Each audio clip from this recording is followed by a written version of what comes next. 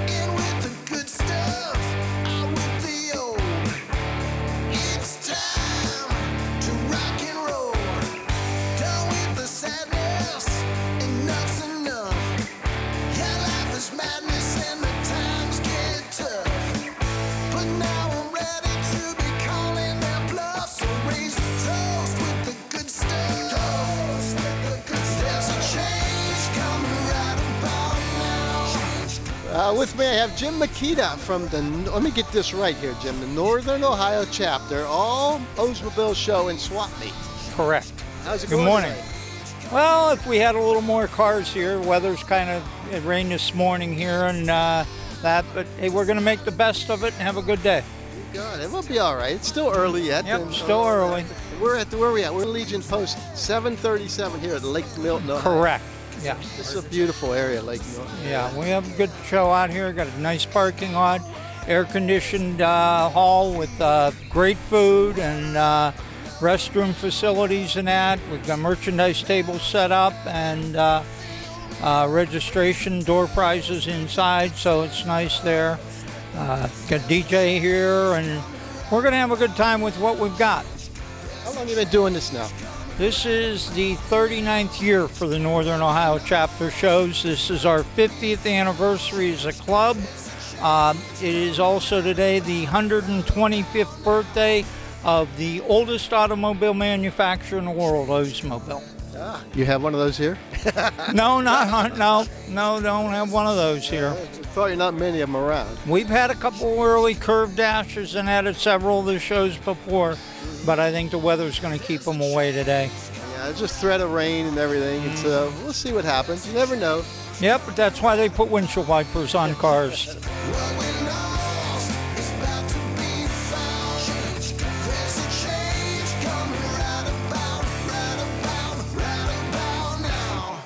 We're standing in front of a 1973 Oldsmobile Delta 88 convertible, and Harry Patterson is the owner from Cincinnati, Ohio. Welcome. Thank you for your time. Appreciate it. Appreciate it. This is a nice car. How long you owned her? 46 years. Wow.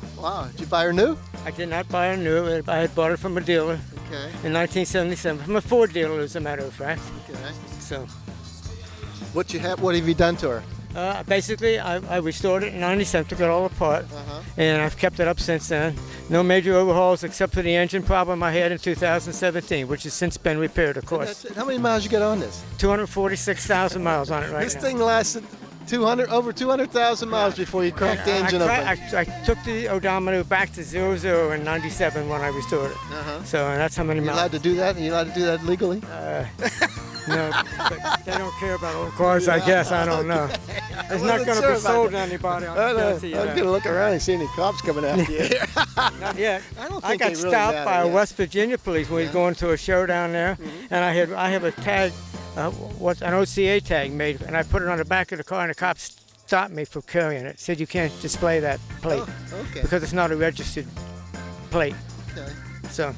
Yeah, when I had my old Thunderbird, the odometer didn't work and it had 40,000 miles on it. I bought it like that. But you never know what these cars have on it, Yeah, you know? that's true. This car is almost 60 years old, or, you know, And it's like, I tell everybody the odometer doesn't work, but who knows what's on it? There isn't anything on this car that I have not taken apart over time.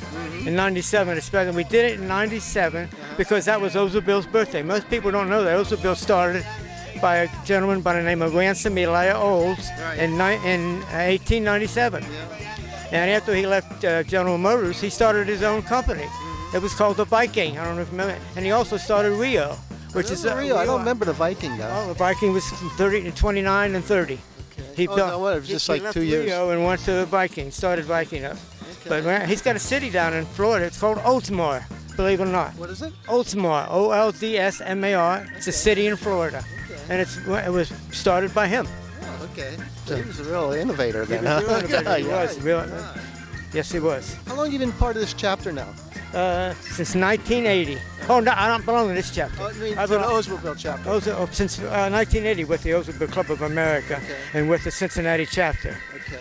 I'm the vice president of the Cincinnati Oldsmobile Club. How big is that chapter? Very small, 32 people, and they're all old like me, and nobody wants to do anything. I understand that. I'm part of the Shenango Valley Antique Automobile Club here Our biggest trouble keeping the chapter going is recruiting new members, because those would be on a dead subject now. Most young people, I've interacted with people, young people now, they didn't even know Oldsmobile existed, let alone the Oldsmobile. They think it's a foreign car, some of them really do. Sure. So it's a dying hobby right now. Oldsmobile Pontiac has died, so. But there's still, I tell you what, you watch these auctions on TV, they're still pulling in big bucks though, some of these cars. I've seen a Cutlass go for $160,000 at Meacham. Yeah.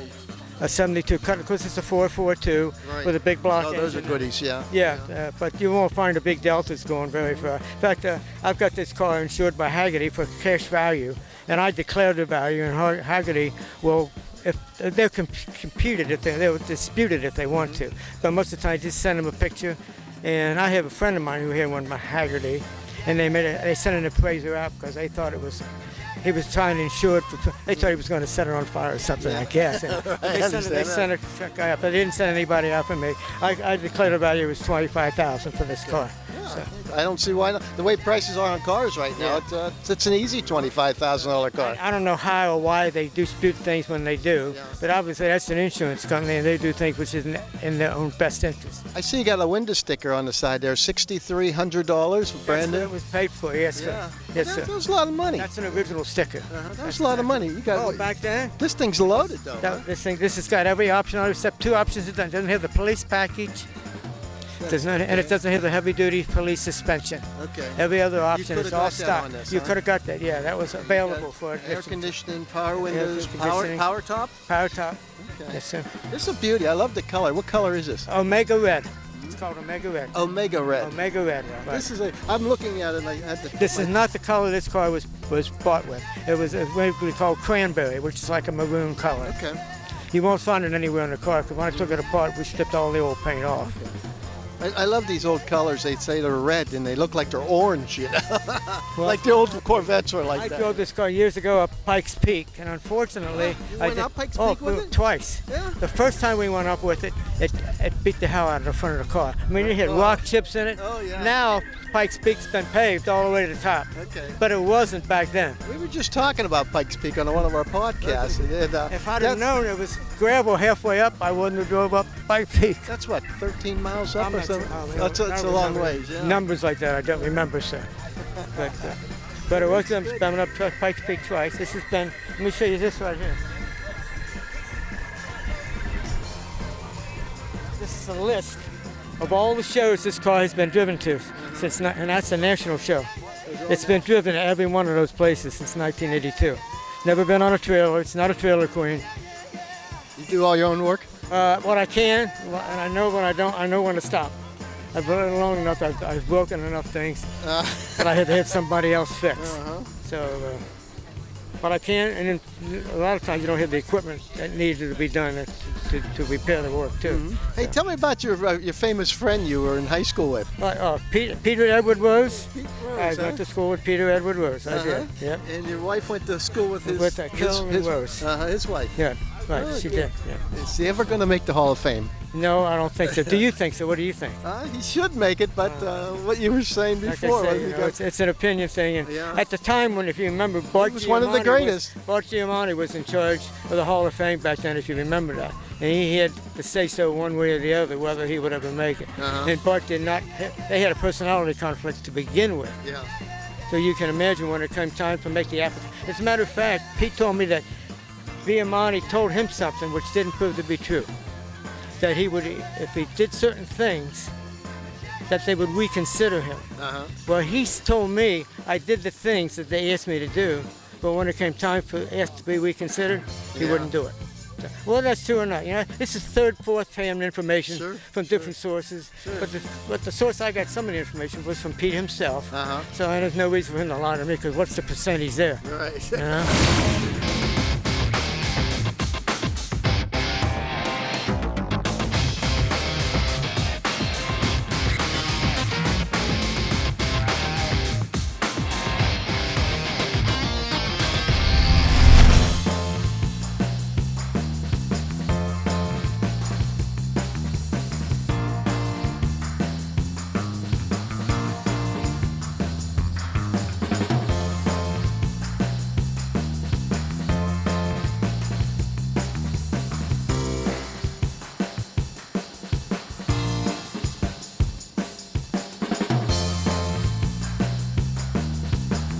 With me, I have Marcus Cupp from Youngstown, Ohio, and his '85 Cutlass, Oldsmobile Cutlass Supreme.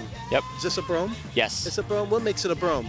It's a luxury package. So the interior, the vinyl hardtop, is a luxury option. If you were to look at a '85 of the same year, it'd have different seats, different interior entirely, because the Broughams have the plush seats. Yeah, these back then they made these real plush. They were real comfortable. It's like a couch, yeah. Yeah, Real I remember fancy. the bigger like Oldsmobile 88s. They were like, oh my God, you didn't want to get out of them. And My dad's '87 was just a Supreme, and the seats were totally different. They were like rib seats. Yeah.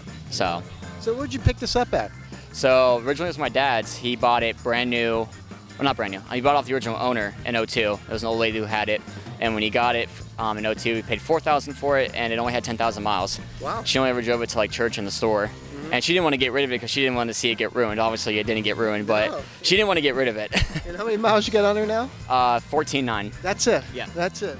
How's she run for you? Oh, it runs great, kicks right over. I used to have a lot of problems starting when my dad had it because he never drove it. It always sat in the back of the garage because he liked his 87 more. So this one always sat in the back. But now that I've had it and ran it, it runs really good. It's not a big power car. It's what, the 307? 307. Yeah, the get up and go, like 0-60 is not fast, but once you get going and you hit the gas, it'll move. So like once you're on the highway and you hit it, it'll definitely cook. How many horsepower are we looking at here? I think the manual set around like 180. If I had to think something like that. All the EPA stuff's on there and all that. Yeah. That's what kills it, yeah. Yeah, I'm going to keep, with it being so original, I'm going to keep it original in terms of the motor and everything. The exhaust has been modified a little bit. My dad told me he took the BBs out of the catalytic converter. So when you rev the engine, it's got a nice little growl to it. Because a lot of these cars are like a hiss silent. They're really silent, having a V8. The only thing I might do to the exhaust is might put some Dynaflows or something on to give it a nice little, more of a growl. But other than that, the motor and everything's all original. I was doing some research, and aside from the air filter and the exhaust, this is the same as an 85 442 internally. So it's funny. It's like the luxury 442. It's got the same motor and everything. Yeah, okay. So. She's a beauty. What color is she? Black. In a black car. Black with a red pinstripe and maroon interior. Black. Yes, nothing special black. Nowadays, it's like, what color is that? Well, it's something black, you know. There's always something in front of it. Right, yeah, this is just a gloss black, and when it's fresh and clean, it's like a mirror. It doesn't have no speckles, and it's just a clear gloss black, so when you can like shave in it. Nice clean black. Obviously, you don't drive it a lot. I was going to say, you drive it a lot? No, not with 14,000 miles on it. Well, when I got it last year, I had 13.2, and I only take it out cruising, or I'll take it out to car shows. Earlier this year, I headed up to Geneva on the lake, Lake Erie. How'd it run for you? Oh, it ran great. Beautiful drive up there. This thing just floats down the road. Especially I just put brand new tires on it. This thing, you can't even feel the road half the time. Smooth driving car. But I've probably driven it more in the last year I've had than my dad ever drove in the last decade. Because I've put almost 2,000 miles on it, but I got to enjoy the car. Your dad had a nice collection, huh? Yeah, he had everything from like a 65 Mustang all the way up to 02 PT. He had 3 Cutlasses, a 76, this 85, and an 87 Supreme. He had 2 Mustangs, 2 PT Cruisers, a couple Firebirds, Camaros. I mean, he had everything. Oh, yeah. Sounds like it, huh? Yeah. He's a car guy. But this was my favorite. I remember riding in this car in the back seat when I was a little kid and then riding in the passenger seat. But this is the first, I learned how to drive in this car. I was 12, my dad and I were out cruising, and we took it out. There was this big empty parking lot in Cortland by the lake, and he's like, all right, I'm gonna teach you how to drive. So this is the first car, this is the first car I ever drove. A lot of memories then, huh? Yeah. You'll never get rid of this one. Oh no, I've wanted this car ever since I was a little kid. Now that I have it, I baby this car.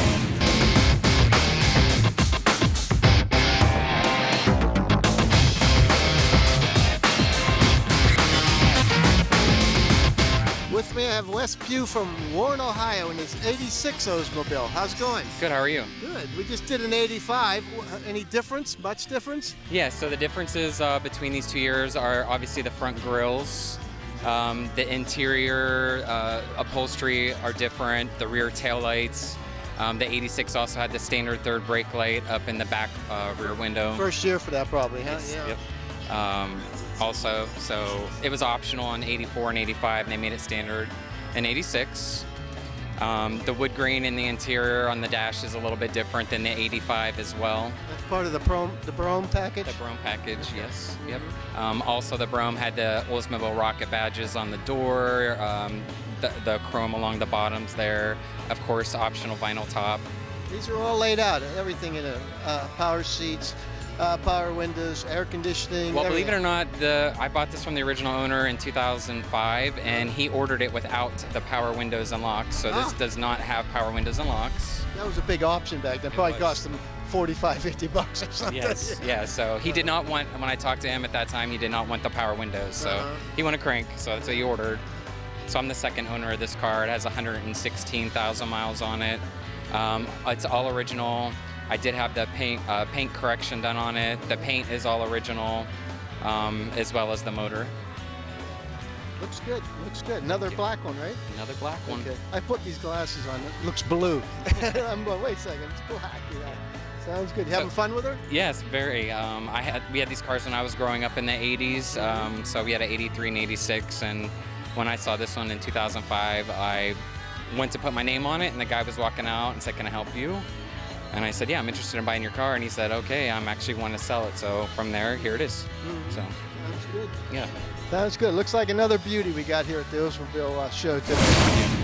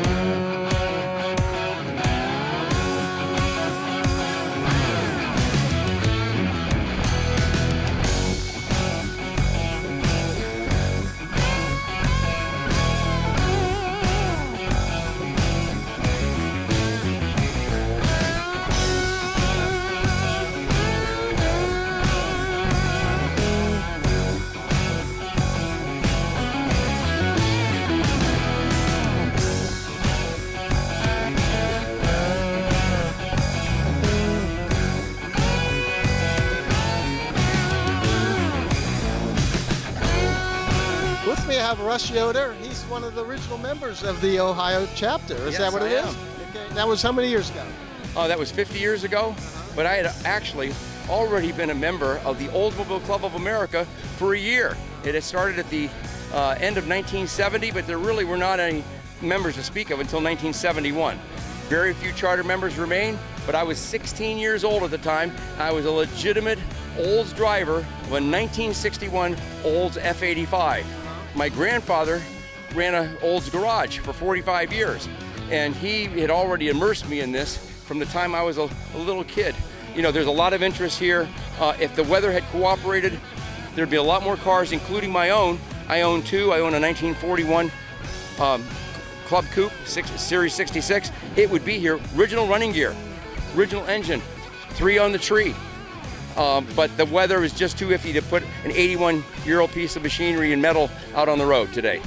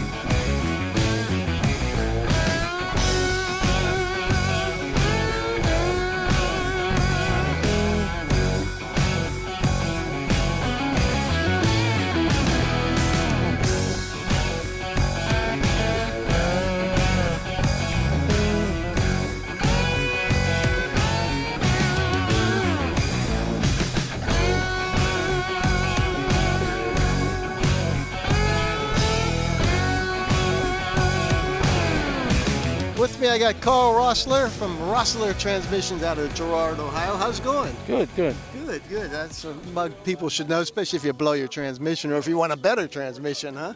We do high-end race stuff, so not too much any more street rods or anything, just high-end race. How long you been in business now? 41 years. Wow. Wow. So you should know what you're doing then. I should by now, but I'm getting old enough to forget now. Yeah, so. in your sleep you can do it, huh? Yes. Hey, Carl, what we got here? We got a 1963 Jetfire. A Jetfire. It's a forgotten car. They didn't survive very well. When they made them, there was a few quirks to them that you had to run turbo rocket fluid in it. And the people bought them and they ran really well, but they would come back to the dealer and say, it doesn't run real well now. What is turbo rocket fluid? Well, is that an additive? Yes, it's see that bottle there on the side? If you go over there, it says right on it, and that's where you add into the... Right there? Yeah, that's okay. If you can see the label from the other side. And that goes right into the It goes into this tank, oh, okay. and it gets pressurized from the turbo. But what happened was the demise of the car was you had to keep going to Oldsmobile and buy it by the gallon jugs. Yeah. So people would not have to, they'd have to buy the fuel, and then if it ran out, it wouldn't run good. So they had to keep going back and buying it. So there was a lot of people were upset about it. So Oldsmobile decided to offer a replacement intake manifold. They would take the turbo off, put a 4-barrel on it and some exhaust manifolds and put it back to normal. And a lot of people that had these cars took them and did that with them. And because of the complexity of the carburetor, side draft carburetor, and all the diaphragms and everything, it's complex. They would kind of stop working after a while. And this one's never been restored under the hood. It has a lot of the original pieces, even the filters, everything on it's just original. The gentleman that owned it for 40 years before I got it, he did maintenance to keep it running, but he didn't go over maintenance. He didn't replace things that didn't need replaced. He tried to keep it sincere and original. But as the people changed over their turbos, the cars were just regular cars. Yeah. They got discarded. That's just a regular F85 then. Yes. Yeah.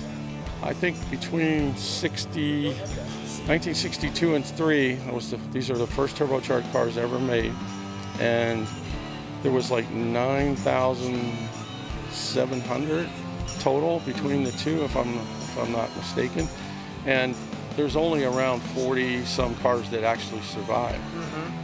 So that's good for you. The price goes up and up and up, huh? Yeah. Especially what you said. Jay Leno did a feature on what, a 62? 62, yeah. Eric Jensen. If you go on and look at, you just go look at YouTube for a 1962 Oldsmobile Jetfire with Jay Leno. It has 1 million hits, and I think it's only been 5 or 6 months. It has 1 million hits already. Wow. Well, he explains it That's very like Street Scene. We get 1 million hits all the time. Yeah, there you go. There you go. We wish. But then it makes it very unique because of the 4-speed, because out of all the cars in 1962 and 3, there's only 10 total between 62 and 3 that survived with the original 4-speed. So this is one of 9 63s, and there's only 1 62 that's known. Did they all come with bucket seats in them, or were some of them benched? Bucket seats. With the console and everything? But a lot of them had automatics in them. The majority of them had automatics, and it was just a very unique car. When I worked all my life on cars. Since I've been a teenager, I've had 6 cars. Before I even got my license, I was fixing cars. And I never heard of this car. Yeah, I haven't heard of it either, yeah. Those original hubcaps and everything? Well, that was a little bit, that's the only thing on the car that's a little different. I have the original hubcaps and some biased tires with white walls. That's what it's supposed to have. But I had the emblems made with the jet on, with the rocket on it. And I really think it makes the car look nice, but on a serious, I would put the hubcaps back on and put the white walls back on. Let's go back. I got something going in my head right here. That stuff, that additive you put in there, you still have to put it in there? Yes, or the turbos won't work. Because where do you get it at? Well, you can make it now. It's methanol, water, and lubricant. It's a mixture, and you can make it yourself. But back when these were made, no one knew what it was, and it was like a secret recipe that Oldsmobile only said, here's your gallon jug. I don't know how much it cost at the time, but it was an inconvenience for a lot of people. They weren't ready to put something in the tank all the time. Sure. And it could last. How long does it last? Well, it could last for maybe 1 or 2 tanks full, or it could last for a long, long time if you didn't. It depends on how much you put into the boost, how much throttle. Does it have its own gauge or something? I've seen people check it with a straw. Just put a straw in it, put your finger on it, and then you see. But you could see inside of it. It's like an empty tank. But to see it really, they take a straw and put it down, and they'll lift the straw up, and you can see how much is in it. This is really interesting. This is really cool. Yeah. Without the mixture in it, without the rocket, the turbo rocket fluid, if you don't have that in there and it didn't have a safety in it, you would burn the motor up because it makes so much boost. It's not a lot. It's about 6 pounds, give or take just a little bit from 6 pounds. But it had 10 1/4 compression, and between the compression and the boost, it would burn the pistons and detonate. So it has a safety built into it that shuts the turbo down. It still will run, but it won't run fast when you run out of the turbo rocket. Are you is this considered a muscle car? Everybody's idea of a muscle car is different. Right. And really it should be, and I don't see why it's not. Jay Leno also agreed with that it was a muscle car, because where do you find a turbo on a car that old? Sure. And it was lightweight too. This car weighs under 3,000 pounds. So between 300 foot-pounds of torque and under 3,000 pounds, it was a good mover for the day. But Oldsmobile didn't upgrade the suspension. It was a normal F85, so if they would have done a little bit more work with the suspension for handling and more performance, it truly would have been a remarkable car. But it drives like a Cadillac. I mean, it just cruises like a big Oldsmobile. Is it a tire burner? Oh yeah, it'll burn the tires off of it, yeah. And you can get rubber in each gear, you know, and when it's running on top notch, yeah. How fast are we talking with this car? There was the statistics on it, but I don't think it, like 0 to 60 wasn't blistering in today's, I think it was like 8 seconds or something. How top speed though? I think top speed was 100 and some. It wasn't, like I say, it wasn't. That's pretty good for like if you were in traffic and you wanted to accelerate, they wanted something that was economical and the car would accelerate quick and go fast. But they didn't really build a drag car out of it when they made it. Okay, Carl, pull your cheat sheet out of your pocket here. Aha, we got it. And how many of these did they make? Well, in 1962, they made 3,765. That's 1962. In 1963, they made 5,842. In 62, out of those cars they made, there was 203 four-speeds. In 1963, there was 1,391 four-speeds. Total production was 9,607 cars. 1,594 were four-speeds. The survival rate was maybe 40, 50 cars. That's what's left out of both years. Four-speed cars, there's a total of 10. The original four-speed. There's a lot of people changed from the four-speeds, but the original factory-produced four-speed cars, there's 10 left. Right. So the survival rate wasn't very good. Rust factors sometimes, getting rid of the turbos, problems with the turbos. So there's around 40 to 50 cars left. And out of those cars, the production of 1962 and 3 four-speed cars that left the factory with the original four-speed, there is 10 cars left, 1 in 62 and 9 in 63. So this is one of the 9 cars that actually survived with a four-speed in it from the factory. A lot of people added the four-speed afterwards, and it's okay. I mean, that's fine. But these are truly, this is truly an original car. Even the choke on the carburetor, it's a side draft carburetor. The choke on a manual shift is cable operated. It's a manual choke. And on the automatics, they had an automatic choke. I don't know why they did it like that, but maybe it was cost, I'm not sure. You're good at fixing transmissions, or are you good at fixing turbos? Well, when I was younger, the Buicks, I used to work at Buick Youngstown, and I fixed turbos when I was younger, but I don't know. I think it's the parts that would be the problem. I don't think it's... You can't, I was going to ask you that. Can you get parts for it? There's a gentleman, Jim Knoll, that rebuilds them, and he's destined to get it, but I had a hard time convincing him to overhaul it without cosmetically restoring it, because I don't want it brand new. I want to keep it to its original, because the underneath the hood is so original that I don't want to have a shiny turbo on it and have the rest of the car. Because as old as it is, the carburetor's perfect. It starts right up. It runs perfect. There's just no issues with it at all. 59 years old, huh? Yeah. What kind of gas you burning this? Premium? You have to run, the old day high test was not even good enough without the additive, without the turbo rocket fluid. But you mix that, and what you do is run high test. And what we've been doing now is running the fuel without the corn, ethanol, whatever it is, the corn additive. So you buy it with that, and then you add boost, and it helps to keep the. I'm losing it. Sounds good. It keeps the octane higher when you add the boost additive to it. So that works real well. We've been doing that. Sounds good, Carl. Hey, thanks for showing us your car. What a unique car this is, huh? It's a beauty. You say I've never even heard of one. I went through my whole life working on cars, never heard of one. My friend. She's in nice shape too. Yeah, one of my friends, Felix Garcia from Florida. He was traveling up to an Oldsmobile show, and he brought it in his trailer, and he says, I have this car that you have to put rocket fluid in the tank, and it has a turbocharger. It's original car, and I'm like, what are you talking about? I never heard of it. So he showed me in the trailer. He was picking up with the race transmission, and I fell in love with it, and I had to have one. But I tell you what, you try to find original 4-speed car, but there's only 9 of them in existence.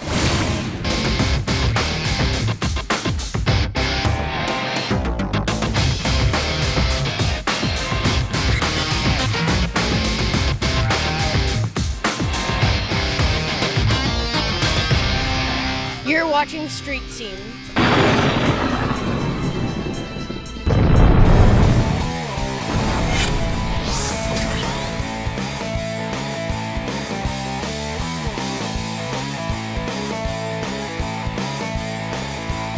With me, I have Tom Bogle from outside of Cleveland, Ohio, with his 58 Oldsmobile station wagon Fiesta. Yeah, Super 88.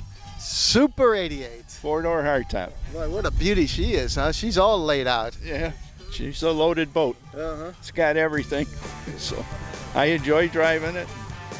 When I rebuilt it, I wanted to make sure I was driving it. So. Yeah, I see. It's a beauty, huh? Yeah. How long you had it there, Tom? I bought this in 2014, started working on it 2016, and then we got her done in 2020. So now I drive it. I got about 2,600 miles on it. And, now little things are breaking, so Well, sure, which is normal. That's part of having You an thought old it was car. a good you know? part, but Yeah. but she gets down the road, does quite well, and very comfortable. So. She's a cruiser, huh? Oh yeah. Yeah. It's got air conditioning, factory air. So you got power windows and everything, huh? Power windows, seats. What do you got hanging out on the dashboard there? Which one? Okay, you got The one that looks like an eye? yeah. It's called the Atronic eye. Okay. You turn that on and it'll beam the headlights on high beam, and it's, another set of headlights or lights come approaching, it'll turn them down to the low beams. Yeah. That was an option. Oh yeah. Option back then. Yeah. And what do you got next to it? That's the traffic viewfinder. Years ago, they put the traffic lights on the corner, and a lot of times you couldn't see them, but that would always has that optic in it that shows you the traffic light. You'll always see it. Another option, huh? Yeah, it was a unique thing that they did, because they didn't have, wires going across the streets, Yeah. So this baby's a boat. What's this thing weigh? 4,600 pounds dry. Wow, So, dry. Yeah. Wow. When you put the gas in it, and me and a few other toys. Yeah. I understand this is your, second one of these? Yeah, I lost my first one in a fire. And I never thought I'd buy another one, and it was by, I guess, a miracle. I saw this up on eBay, and I bought it. Where's she from? I got it out of Seymour, Tennessee, but originally it was a Texas car. So it wasn't that bad body-wise? Nah, just the typical floorboards and little spots, cancer. And we patched it, got through it, rebuilt just everything we thought, got it done right. This is a one-year model, the 58, right? Correct. Yeah. Well, they ran the Fiesta badge came to the wagons in 57 to 64. So all the wagons were Fiesta. Yeah, they always called them a Fiesta. Okay. Then they dropped that, and they came out with the little Cutlass wagons, and then they turned them into Vista Cruisers. Okay, well, I remember the Vista Cruiser, yeah. Those were boats too, weren't they? Yeah, and then I think in 70 they made the Custom Cruiser. Okay. So. What are we sporting under the hood? That's a 371, 4-barrel, dual exhaust. How's it run for you? Not a tire burner. Yeah. It's got over 300 horse. Okay, well, that's good. You need it for all this weight. Well, yeah.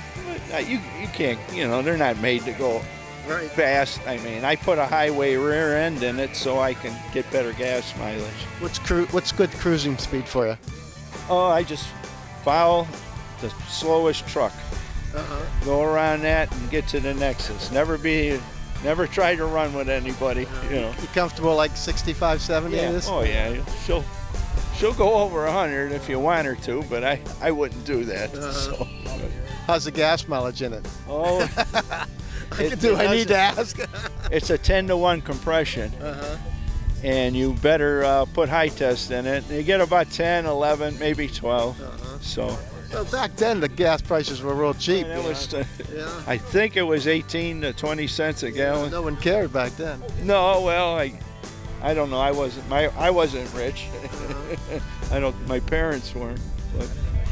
But yeah, it's just fun to drive. It's a beauty, Tom. It's a beauty. So different, unique. Yeah. I like how all the chrome on the side of it and everything. Well, that's the king of chrome. Yes, it is.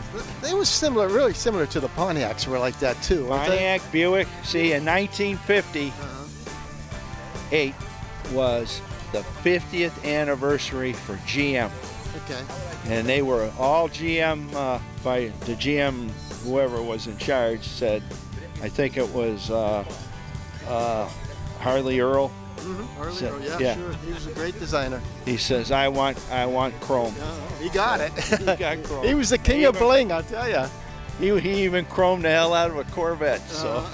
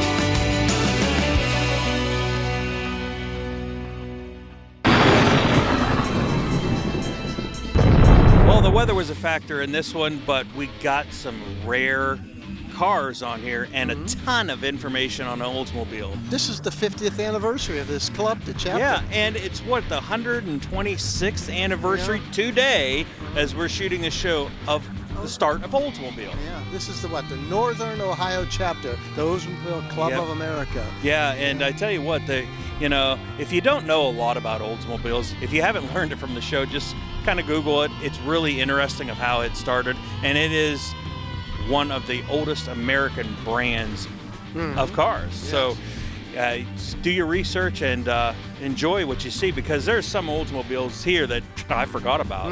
That Calais, the Olds 442 Calais, when I was growing up, those were a dime a dozen, and they totally disappeared and forgot all about them. Yeah, sure. That's for sure. And if you want to see this show, Armstrong Cable has it on, and then we're going to have it on during the holidays a lot, Yep. right? Yeah, check your YouTube. We have a ton of shows on the Armstrong Neighborhood Channel YouTube site. Make sure you listen to our podcast, Armstrong Street Scene. It's Street Scene Power Hour, and it's on iHeart, Pandora, Buzzsprout, all the streaming medias. Make sure you check that out because we do air it, but there's just something about listening to it that you'll really enjoy. If you're in your car or you're in somewhere, download the podcast and listen to it while you're driving to work or something.